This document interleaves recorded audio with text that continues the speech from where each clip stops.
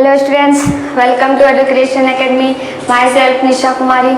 आज हम लोग क्लास 8 का केमिस्ट्री पढ़ेंगे, जिसमें हम लोग पढ़ेंगे मेटल्स एंड नॉन मेटल्स के बारे में। ठीक है, धातु एंड अधातु। लेविज़ो नामक व्यक्ति ने जो है जितने भी सारे एलिमेंट्स होते हैं, ठीक, जितने भी सारे तत्व होते हैं, उन लोग को जो है क्लासिफाइड किया है on the basis of their properties. ठीक है, प्रॉपर्टीज़ के बेसिस पे, ठीक है, मेटल्स में, नॉन मेटल्स में एंड मेटेलॉइड्स में। तो आप लोग जो ये स्क्रीन में बड़ा सा चार्ट देख रहे हैं, वो पीरियोडिक टेबल है। ठीक है, इसमें जो रेड कलर से दिख रहा है, रेड कलर में जितने सारे एलिमेंट्स हैं, वो जो है क्या है, ये सब जो है मेटल होता है। ओके, ब्लू कलर में जो दिख रहा है, वो सारे एलिमेंट्स, सारे तत्व क्या होंगे, नॉन मेटल्स होंगे। एंड जो पीले कलर का दिख रहा है, पीला कलर में जो कलर किया गया है, वो सारे एलिमेंट्स जो है क्या है, मेटेलॉइड्स है। तो पहले हम लोग इस चैप्टर में मेटल्स क्या होता है, नॉन मेटल्स क्या होता है, वो जान लेते हैं। फिर हम लोग जानेंगे क्या मेटेलॉइड्स क्या होता है। ओके, तो चलिए फिर ये लेक्चर स्टार्ट करते हैं। ओके, जो कि इस चैप्टर का नेम ही है मेटल्स एंड नॉन मेटल्स। तो हम लोग जो है सबसे पहले ये चैप्टर को स्टार्ट ही करेंगे क्या, दोनों का डिफरेंस लेके। ओके, तो अब हम लोग पढ़ने जा रहे हैं physical property of metals and non metals. Okay, तो मेटल्स में हम लोग सबसे पहला प्रॉपर्टी देखते हैं physical state. Okay, physical state बोले तो कि अगर हम लोग को किसी चीज़ को पहचानना है तो कैसे पहचानेंगे, उसका वो जो है कैसे दिखता है, कैसे हम लोग जानेंगे कि ये मेटल्स है या फिर ये नॉन मेटल्स है। तो हम लोग का सबसे पहला प्रॉपर्टी है फिजिकल स्टेट। ओके, चलिए देखते हैं। इसमें क्या है कि ऑल मेटल्स एक्सेप्ट मरकरी, इसको Hg से डिनोट करते हैं हम लोग, ठीक है, are solids at room temperature.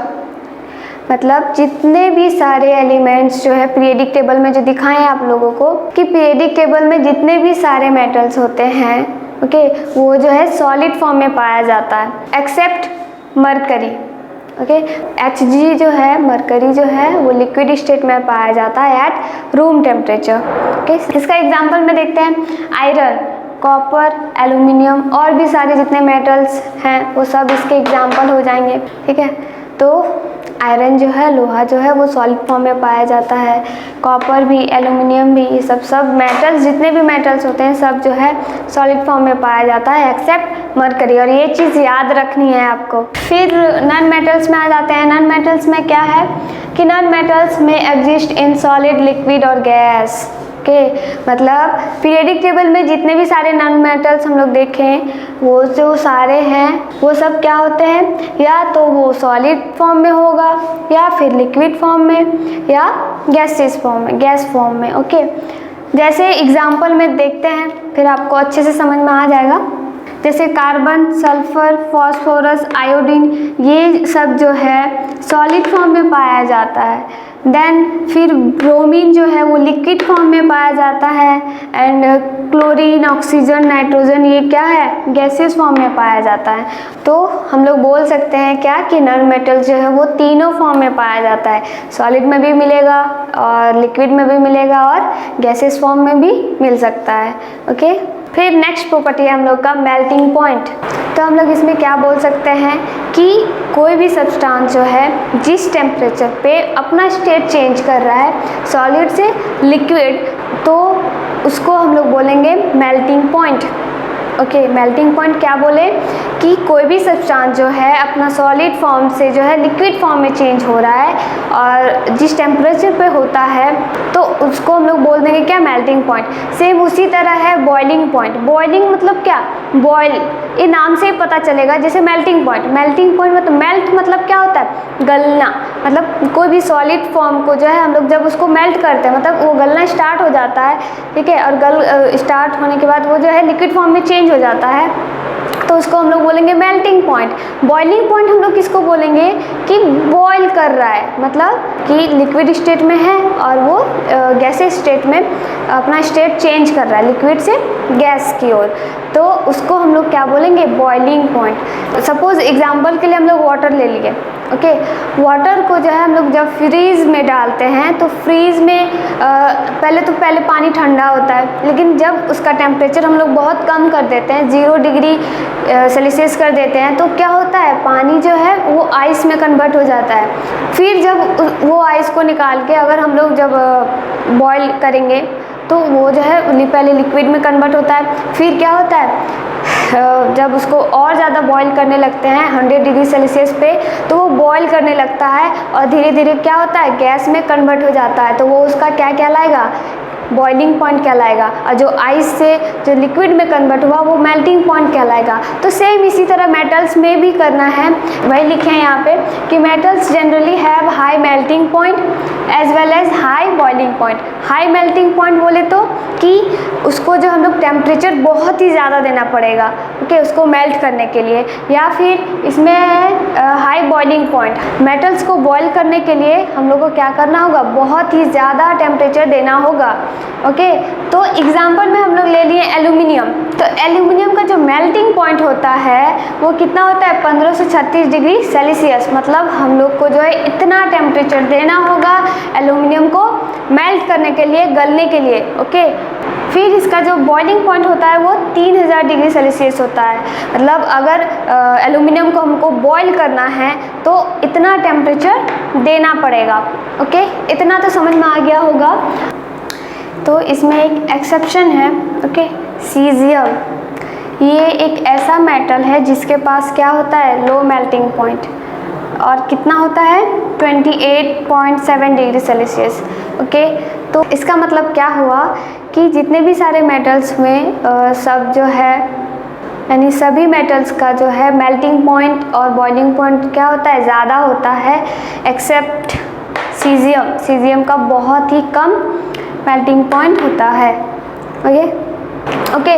तो अब हम लोग आते हैं नॉन मेटल्स में। नॉन मेटल्स क्या होते हैं कि non metals generally have low melting point as well as low boiling point. मतलब जितने भी सारे नॉन मेटल्स होते हैं वो क्या होते हैं, उसका जो melting point and boiling point होता है वो बहुत ही कम होता है।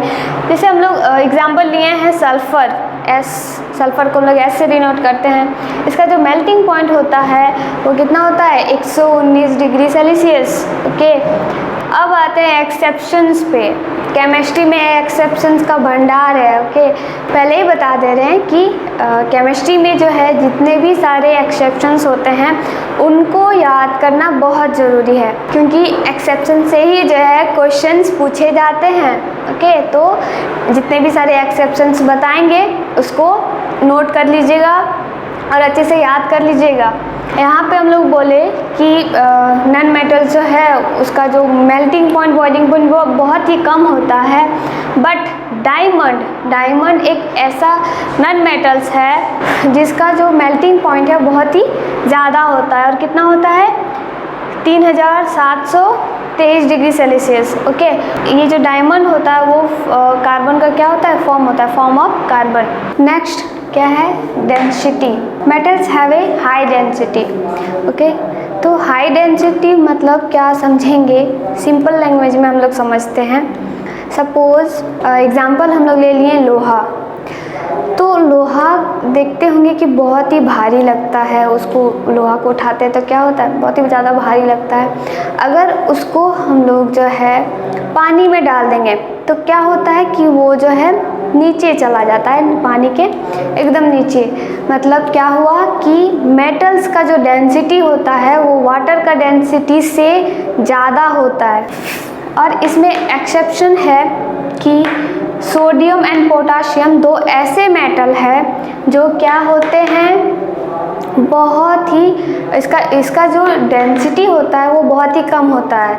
और यहाँ तक कि ये दोनों का डेंसिटी जो है वाटर से भी कम होता है। मतलब अगर सोडियम या पोटाशियम को हम लोग जो है वाटर में डालेंगे तो वो क्या होगा, ऊपर में तैरने लगेगा। फिर नॉन मेटल्स में देखते हैं कि non metals generally have low density. मतलब जितने भी सारे नॉन मेटल्स होते हैं उसके पास क्या होते हैं, डेंसिटी जो होता है बहुत ही कम होता है। तो अब हम लोग चलते हैं नेक्स्ट प्रॉपर्टी पे। नेक्स्ट है हार्डनेस। ये सब छोटा छोटा प्रॉपर्टी है। हार्डनेस में क्या होता है, नाम से पता चल रहा है हार्ड होगा। Metals are very hard. Okay, metals जितने भी होते हैं उसको छूने से जो हार्ड लगता है। एक्सेप्शन में क्या होता है, सोडियम एंड पोटाशियम क्या होता है, सॉफ्ट होता है।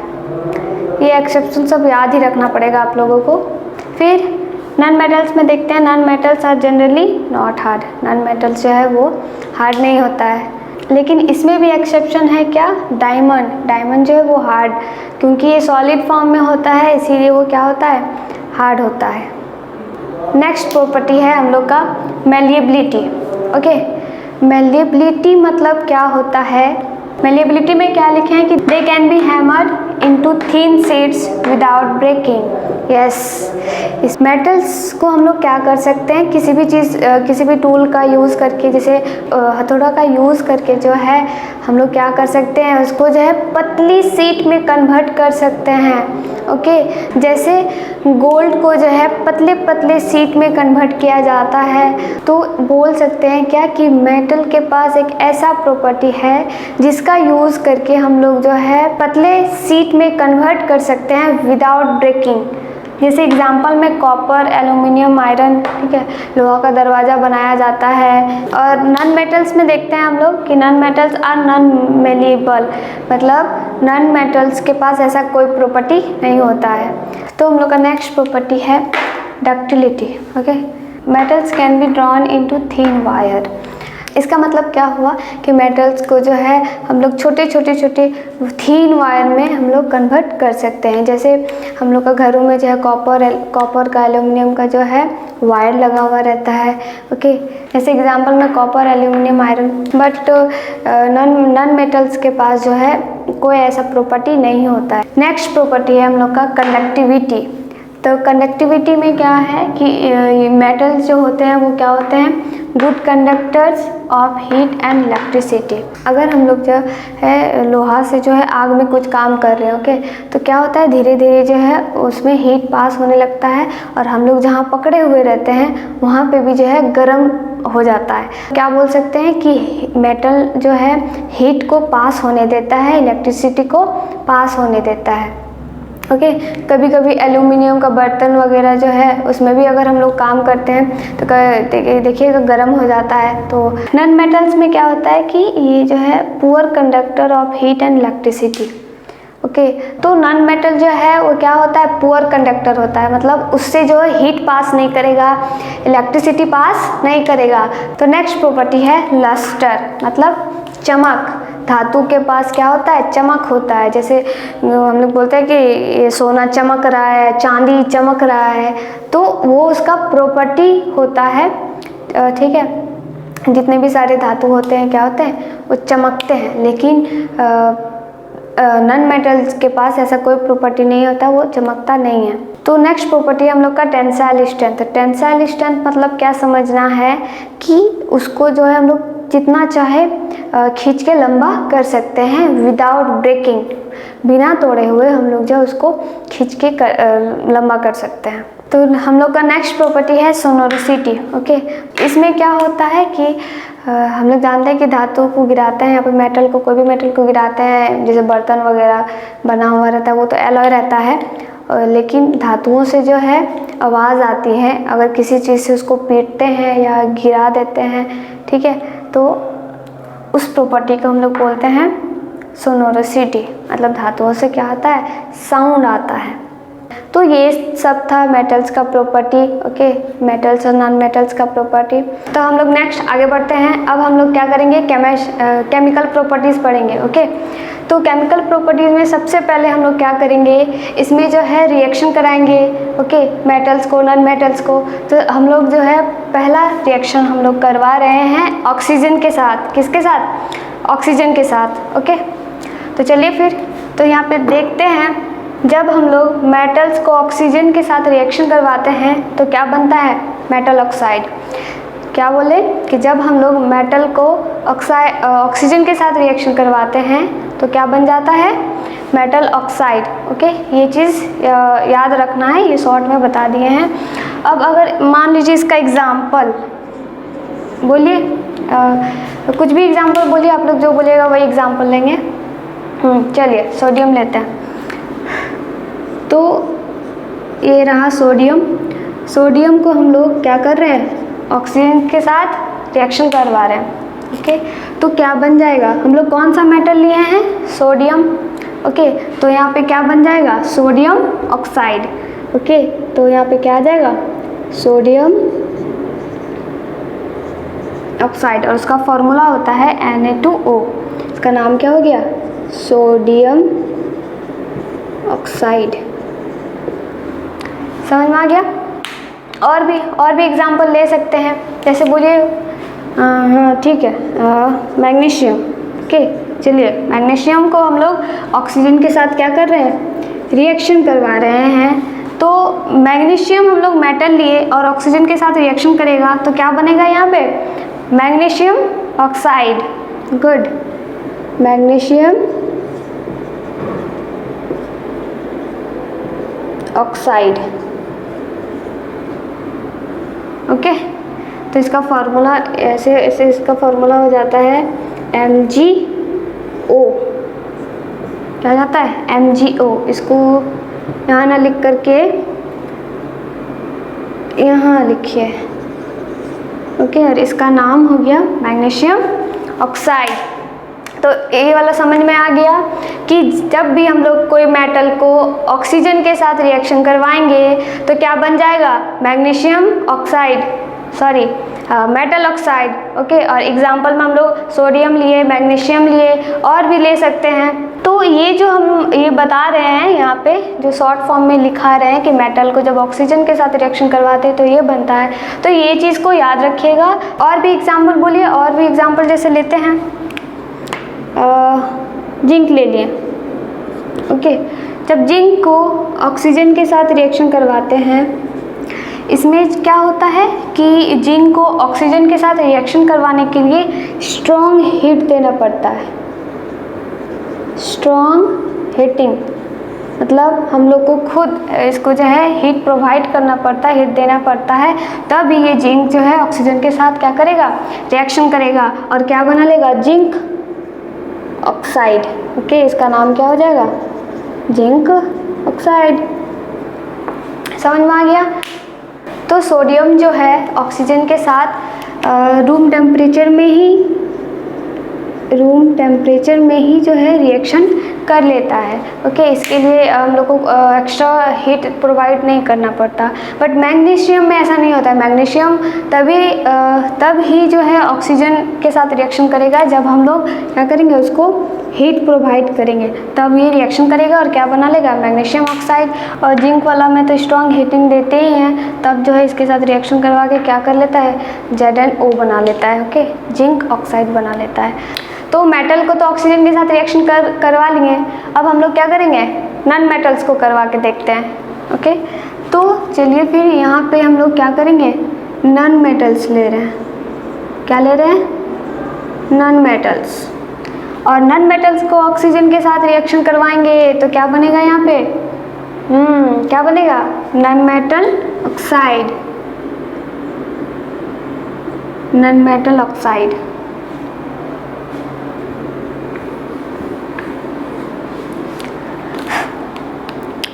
चलिए फिर एग्जांपल देखते हैं। सपोज हम लोग कार्बन ले लिए। ओके, कार्बन को हम लोग ऑक्सीजन के साथ रिएक्शन करवा रहे हैं तो क्या बन जाएगा, कार्बन मोनोऑक्साइड बनता है। ओके, इसका नाम क्या हो गया, कार्बन मोनोऑक्साइड। फिर जब हम लोग ये एक नॉन मेटल है, नॉन मेटल को जब हम लोग ऑक्सीजन के साथ रिएक्शन करवाएं तो क्या बना, नॉन मेटल ऑक्साइड बना। ओके, और इसका नाम क्या हो गया, कार्बन मोनोऑक्साइड, क्योंकि ऑक्सीजन यहाँ पे एक है इसीलिए इसका नाम हम लोग लिखते हैं कार्बन मोनोऑक्साइड। क्या लिखते हैं, कार्बन मोनोऑक्साइड।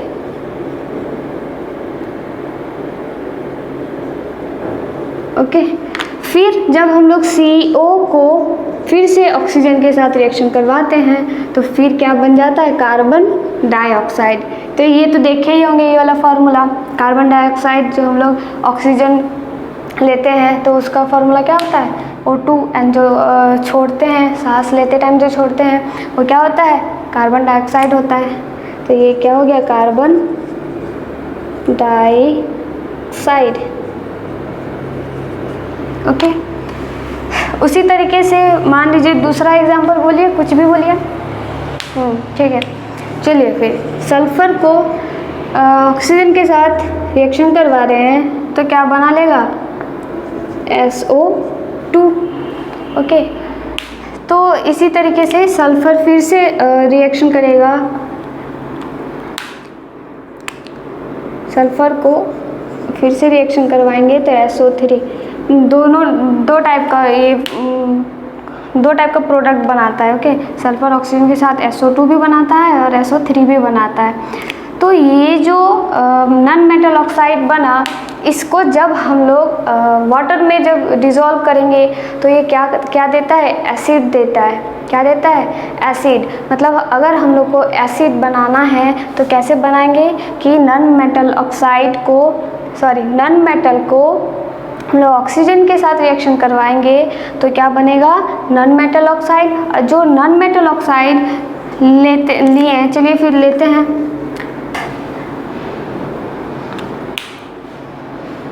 तो इसका एग्जाम्पल में हम लोग देख रहे हैं कि जब हम लोग कार्बन को ऑक्सीजन के साथ रिएक्शन करवाएं तो क्या बना, CO2। ओके, CO2 बना। तो इसको बैलेंस तो दोनों साइड है ही, रिएक्शन पहले वाले रिएक्शन सब में बैलेंस नहीं किया गया है, बैलेंस कर लीजिएगा। ओके, तो इधर भी C है, इधर भी C है, इधर भी ऑक्सीजन 2 गो है, राइट साइड में ऑक्सीजन कितना है, 2 गो है। ओके, तो अब हम लोग क्या करेंगे, ये जो नॉन मेटल ऑक्साइड बना, ये क्या है, नॉन मेटल ऑक्साइड।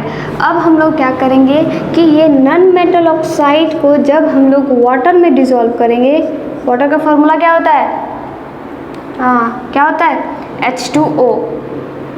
तो जब हम लोग तो हम लोग जब CO2 को, नॉन मेटल ऑक्साइड को H2O के साथ रिएक्शन करवाते हैं तो क्या बना लेता है, H2CO3। और इसको हम लोग क्या बोलते हैं, कार्बोनिक एसिड।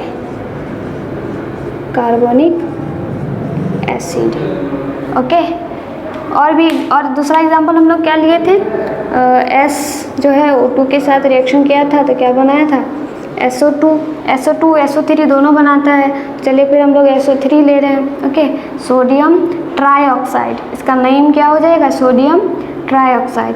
फिर जब हम लोग सोडियम ट्राईऑक्साइड को वाटर के साथ रिएक्शन करवाएंगे, किसके साथ, वाटर के साथ, तो वाटर के साथ रिएक्शन करवाएंगे तो क्या बना लेगा, H2SO4।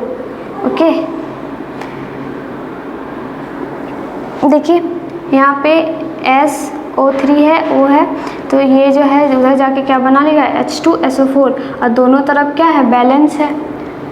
ओके, दोनों तरफ क्या है, बैलेंस है। तो इसका नाम क्या हो जाएगा, सल्फ्यूरिक एसिड। तो ये वाला अच्छे से समझ में आ गया आप लोगों को, गुड। तो ये था हम लोग का क्या, रिएक्शन विथ ऑक्सीजन। मेटल को रिएक्शन किए ऑक्सीजन के साथ तो मेटल ऑक्साइड बनाया, और नॉन मेटल को ऑक्सीजन के साथ रिएक्शन करवाएं तो क्या बना, नॉन मेटल ऑक्साइड। फिर हम लोग वाटर में उसको डिज़ोल्व किए तो क्या बन गया, एसिड मिल गया। हम लोग को क्या मिल गया, एसिड। जैसे कार्बन वाला में किया तो कार्बनिक एसिड मिला, उसी तरीके से भी सल्फ्यूरिक एसिड मिला। ओके, तो ये था हम लोग का फर्स्ट रिएक्शन विथ ऑक्सीजन। अब हम लोग नेक्स्ट पढ़ेंगे। तो आज के लिए हम लोग